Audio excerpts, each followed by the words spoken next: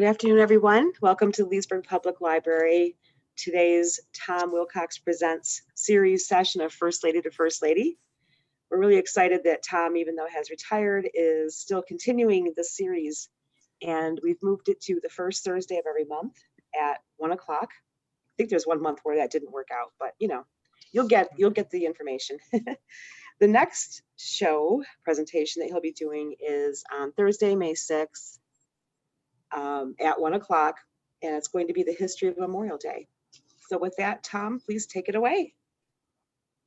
Right. Hi, everyone. I hope you'll like this program, but basically this is how I started to do this, because whenever one administration succeeds another as president, that's the inauguration, of course, is a huge ceremony, as we just seen.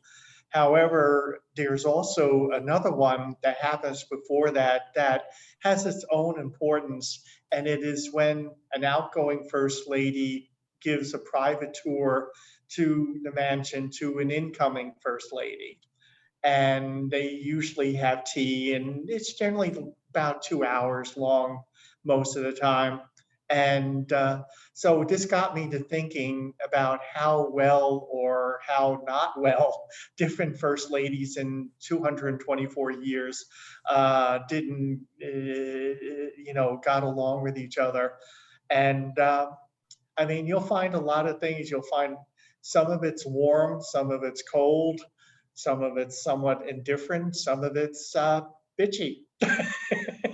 So anyway, let's, without further ado. Okay, well, this is the essential difficulty in a First Lady.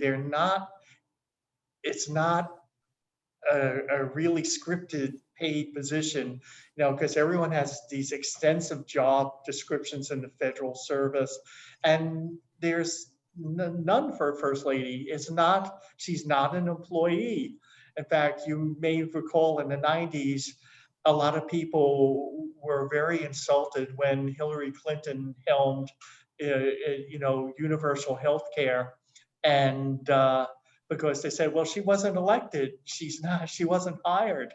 So anyway, but on the other hand, they're still in some way supposed to represent the ideals of the women of the nation. So in one way or another, they can conflict with each other or invite comradeship. And there is a certain amount of comradeship because Rosalind Carter, according to the Washington Post, once said that I wouldn't call being First Ladies a sorority, but we all know that we have a lot in common. And like I said, each First Lady has a different set of circumstances. They could be political allies, their husbands, they could be rivals, they could know each other very well or hardly not at all. And so each one is very unique. Now, we don't have a lot of information about the very early start of all this relationship, but we do have some information. And one of them is here. One way a lot of First Ladies get together is at the funerals of other First Ladies. And so anyway, you can see Melania Trump there, Hillary Clinton, Michelle Obama somewhat blocked out at a recent funeral. And that's a relatively new custom. It really didn't start until about 1962, when Jacqueline Kennedy, Bess Truman, and Lady Bird Johnson all attended Eleanor Roosevelt's funeral. But there are instances where apparently they were, like for instance, First Lady Peggy Taylor and former First Lady Adams, Louisa Catherine Adams, attended Dolly Madison's funeral. And so there is some sort of background to this. Now, starting from the very beginning, Martha Washington and Abigail Adams, at this point, when Abigail succeeded to the White House, they had known each other about 25 years. And they actually had a lot of things in common. Their husbands got on well. And they had a very warm collegial relationship. And this is an example of a letter.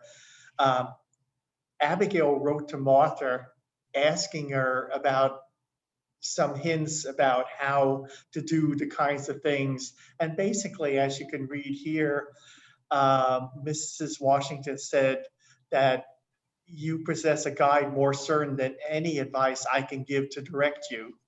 And she did give her some details, but it showed her high opinion of Abigail to write that. Now, moving on, we have an interesting thing with Dolly Madison and Elizabeth Monroe, because Dolly had received training, and this is a rather interesting historical fact. We have had more first ladies than we have had presidents. And for instance, Jefferson had three. He had Dolly, who was his go-to first lady. Of course, her husband was his vice president. But he also had his daughters, Martha and Mariah, who also, when they were in town, they would also host. And so Dolly proved to be a par excellence of a first lady. She was politically savvy. She was gracious, and she was very, very well liked, even by people in the opposing parties. But Elizabeth was a totally different character. She had health issues, and she was somewhat remote. And another thing that probably harmed her coming out was the White House itself. It had been burned by the British in 1814, and it needed 3 years because they literally had to rebuild up from the bare walls. And because that's the original White House you see on all the news broadcasts. That's what was left. And so it sort of, restricted entertaining and getting to know people. But she did entertain, and actually someone wrote that she was a very attractive and gracious hostess. Now, this is where we get into some real dirt. Emily Donaldson and Floride Calhoun, they had colluded in a cabal against the Secretary of War, John Eden's wife, Peggy, because they believed that Peggy and John had an affair while her first husband was still alive. In fact, actually, John, as Secretary of War, was able to have her husband sent to the Mediterranean squadron to be safely away from Washington for a long, extended period.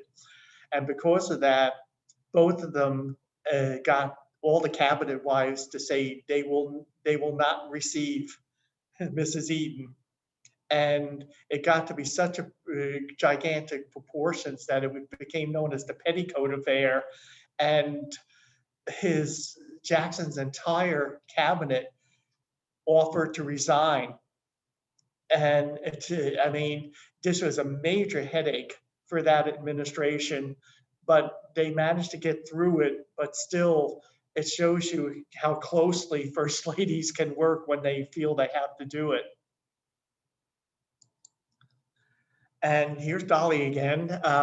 Dolly is in this picture. If you see, she's right here. And unfortunately, she moved because the exposures then were about 2 or more minutes long. And she got a little fidgety. But she was such a compatriot of Sarah Polk that Sarah was invited to be on the podium of the laying of the cornerstone for the Washington Monument. And with her, at her invitation, was Dolly. And she was a frequent guest at the White House. In fact, there's this charming story about the president took his wife in Dolly's arms and gave a grand march around the East Room, all three of them, which I absolutely love that story. Now, here's where it gets really down and dirty. Mary Todd Lincoln and Julia Dent Grant. Mary, to set the stage, was by many historians thought to be our most troubled first lady. And it's a little hard to go back to that time, but we believe that she suffered bipolar disorder. judging by her behavior. And unfortunately, Julia, who was exactly the opposite, she was this down-to-earth, practical military wife, and she uh, had several run-ins. In fact, according to Dent family legend, um, when Mrs. Grant paid a call on the First Lady, she said that she was treated as a servant. And I can maybe bear that out a little bit because just before, at the end of the Civil War, the presidential party and General Grant made a visit to City Point, Virginia, which is near Richmond. And actually, Lincoln actually walked through the streets of Richmond and after the surrender. And I mean, Mary caused a big hullabaloo because she was so insulted that the Grant boat was there. She made them move the Grant boat out of line against the wharf to pull out so that the Lincoln boat could be in its place, which they did. And then somewhat later on, everyone was touring a Union gunboat, and a weary Mrs. Grant decided to sit on a coil of rope for a minute. And Mary was reported to have said, "How dare you sit in the presence of the wife of the President of the United States?"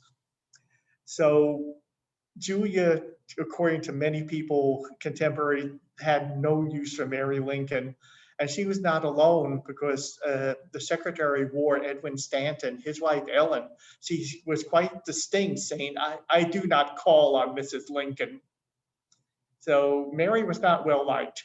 And actually, General Grant, because of this, disinvited them from attending the theater, Forest Theater, on April 14th, 1865, because he said they had to take a train trip to visit their children in Bordentown, New Jersey.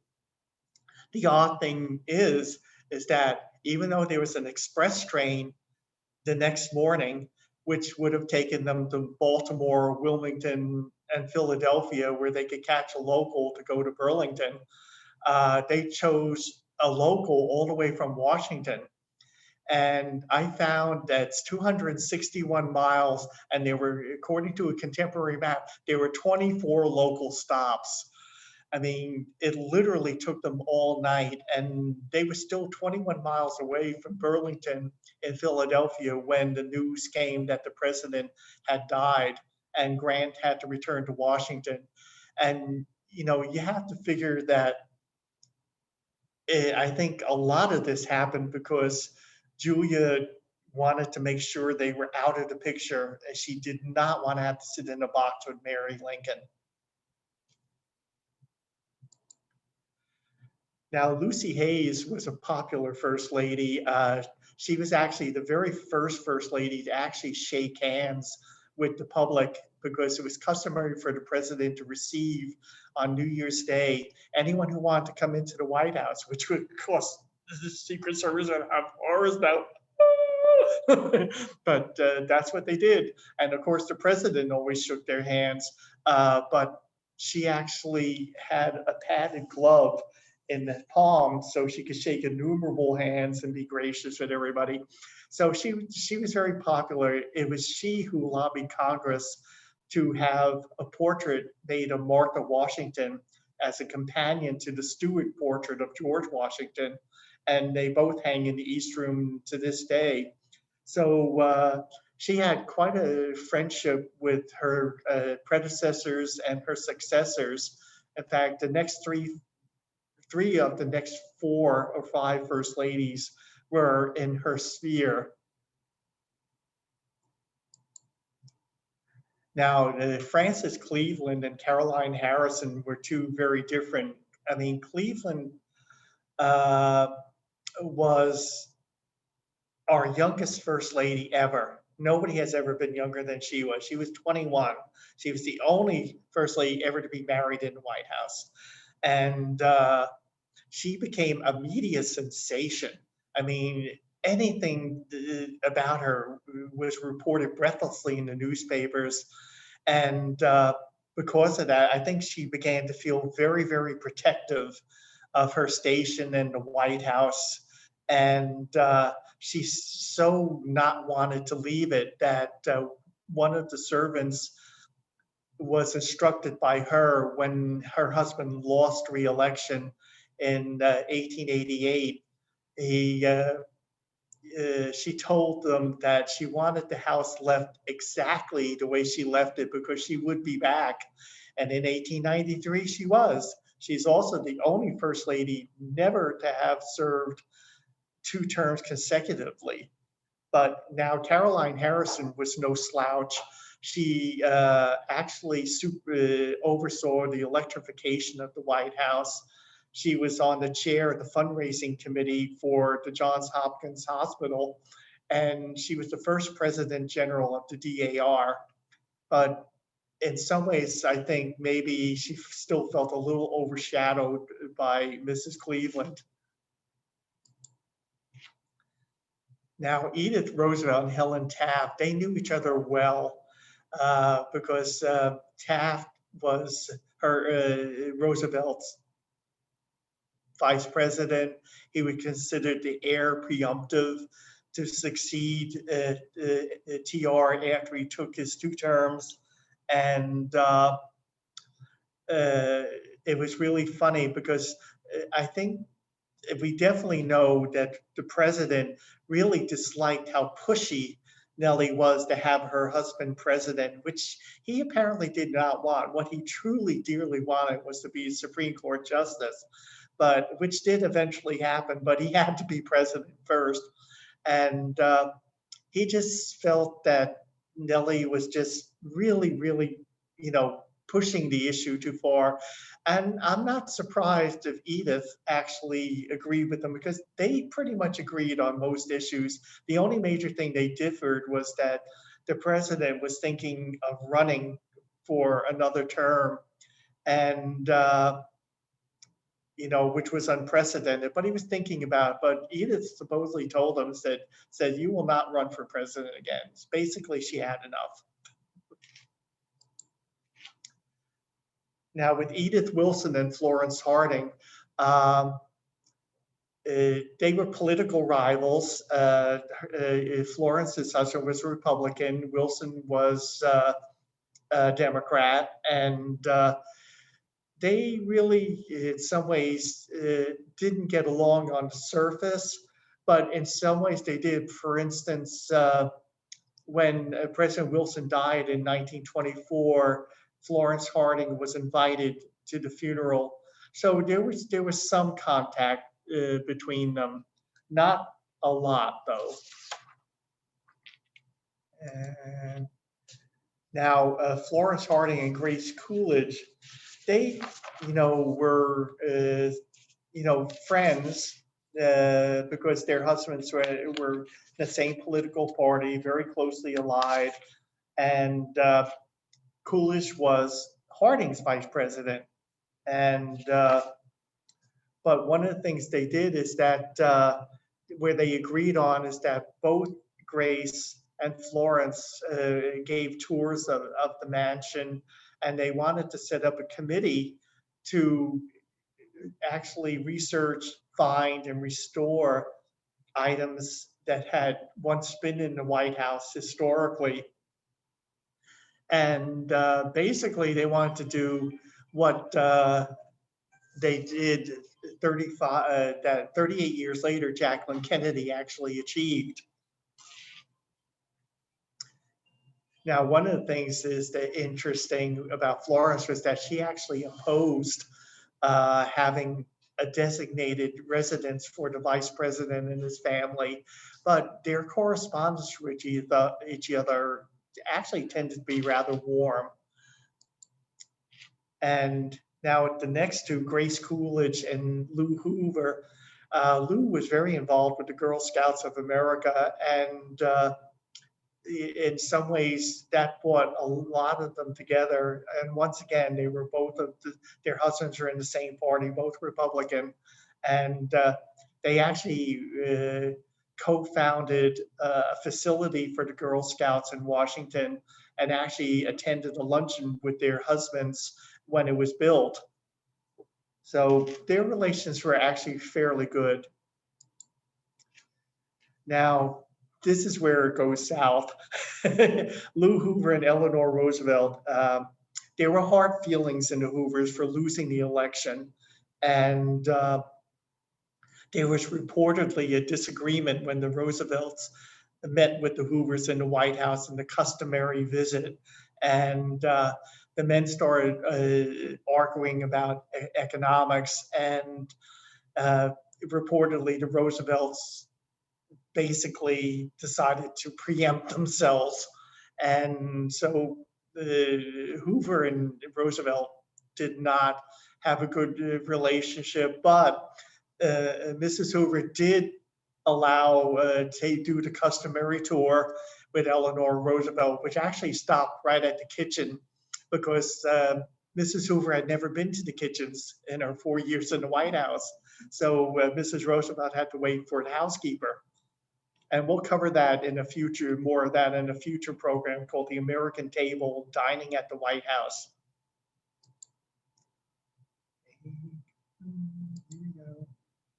Now, Eleanor Roosevelt and Bess Truman, they didn't really know each other that well, but they had been together at various things because Harry Truman was the senator from Missouri.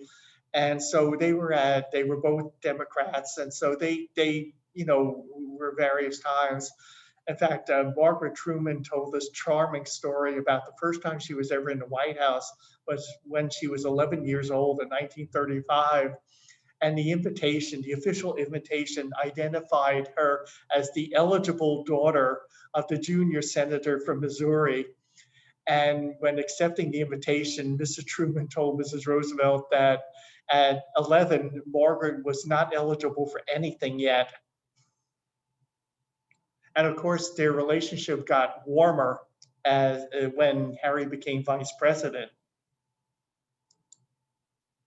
And it shows right here, former first ladies. This is a Bettman Corbis picture.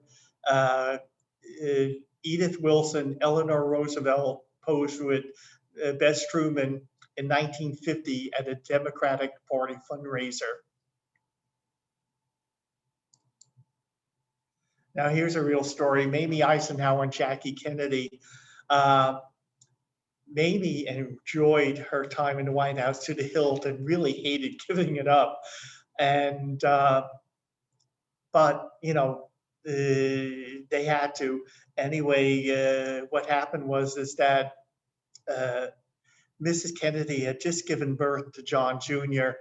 and they were planning to recuperate in Palm Beach. So the visit was very hastily arranged, and Mrs. Eisenhower in private referred to Mrs. Kennedy as a college girl. And but here's where a real story comes. Mrs. Kennedy's doctor requested the White House to have a wheelchair available for her use. And but when she actually got there, none was forthcoming. And she actually spent the whole 2 hours walking around the entire mansion with Mrs. Eisenhower. And she found it to be terribly exhausting. And later on, when she became First Lady, she asked the chief usher, J.B. West, according to his book, about why there was no chair. And he told her that there was a chair arranged for her and would have been produced had she requested it. And she laughed at him and told him that she was too afraid of Mrs. Eisenhower to ask to request it.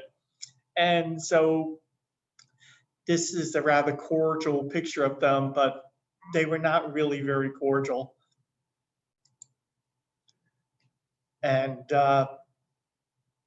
now Jackie Kennedy and Lady Bird Johnson, they had known each other quite a long time. Of course, Lyndon Johnson was Kennedy's vice president when he became president. And according to her White House diary, she paid a visit to Mrs. Kennedy 3 days after the assassination. And let me see if I can find the quote she said. Yeah, said Mrs. Johnson found her to be orderly, composed, and radiating her particular sort of aliveness and warmth. And on the tour, you know, Mrs. Kennedy kept telling her not to be afraid of that house. She said, some of the happiest days of my marriage have been in this house, and you'll be happy here too. But it was very, very sad. And then she went on to discuss with Mrs. Johnson some things where the Johnson furniture, some rooms they would fit in.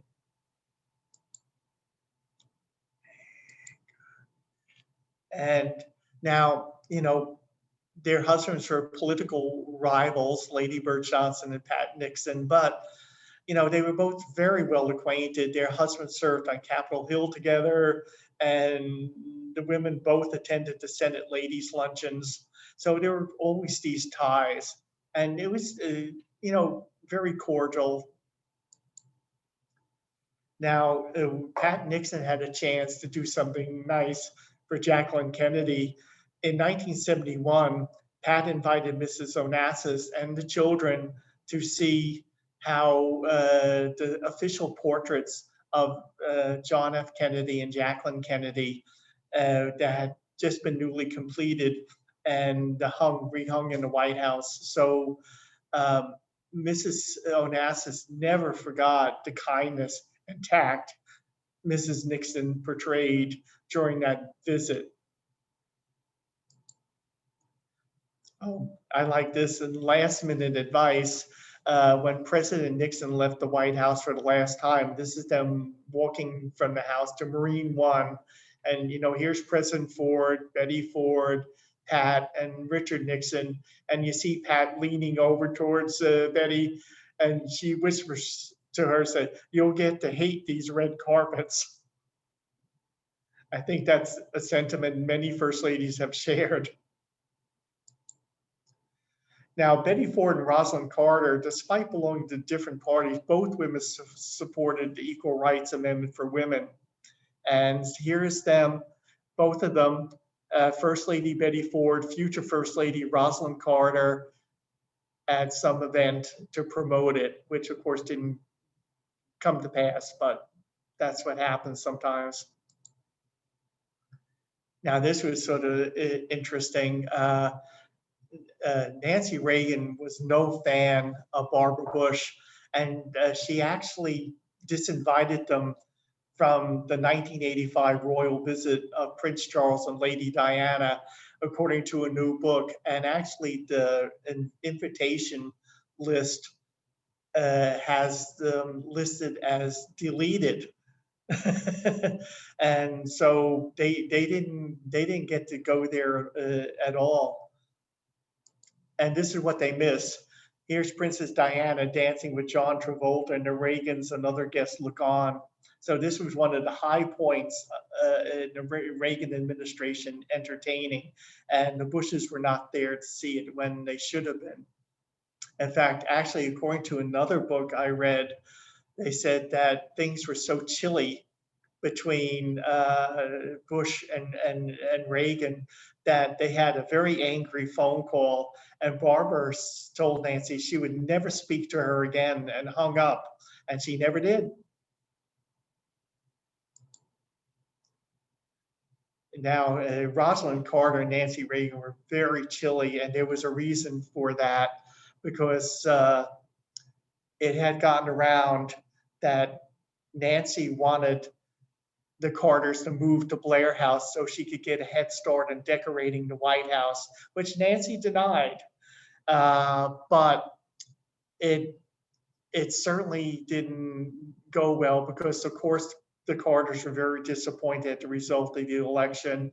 And anyway, when Nancy came to do the customary visit with Rosalind, she said that the Carter White House, because remember, there was an OPEC scare then, and so in order to reduce fuel costs, they had the temperature thermostat way down in the White House. And she said that, Nancy later said that the chill of her reception matched the temperature in the room. Now, here's Barbara Bush and Hillary Clinton. Now, Clinton said she really liked Bush's graciousness in the White House tour, but she wasn't really happy with Barbara's candor and her observations on how the election went. And one of the things I found most interesting was that, yeah, said she was such a hostess, leading me through the White House, talking about living there, giving me advice. She said, it's actually a great way for your family to live because your husband works so close to home, which I thought was charming. And it turned out to be absolutely accurate. But she said she was pretty upset about the election and didn't hide it.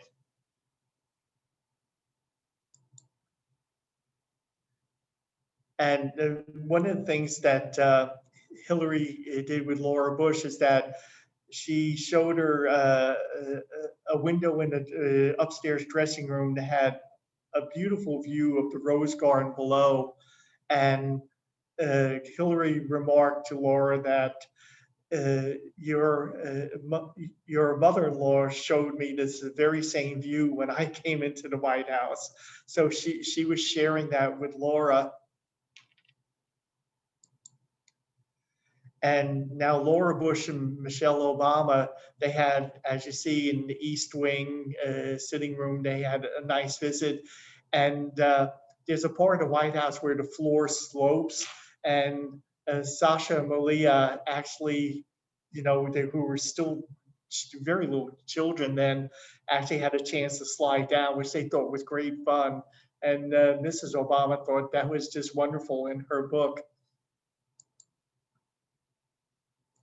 And it says here, even though Mrs. Obama was disappointed about the election outcome, she offered the tour to Melania Trump, the incoming First Lady, and it was largely pleasant. And on Inauguration Day, you may remember in 2017 when the president-elect and the president and their wives all met each other in front of the White House to get ready to go to the ceremony. Well, Melania presented Michelle with a Tiffany box of some sort of gift. It was totally unexpected.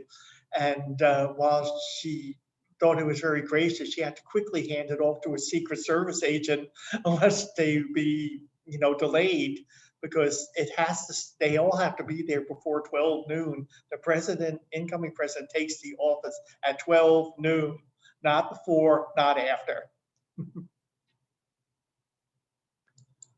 Yeah.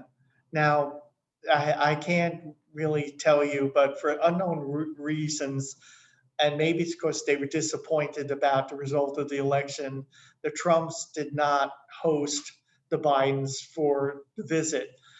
But this administration had often ignored Washington's norms before, and that's the only explanation I can frankly give. So, in conclusion, how do you like this cap? Flotus, First Lady of the United States. And like I said, the relationships have been good, bad, and different, depending on their circumstances. And at that, I conclude the end. So if you have any questions, I'd be very pleased to answer them.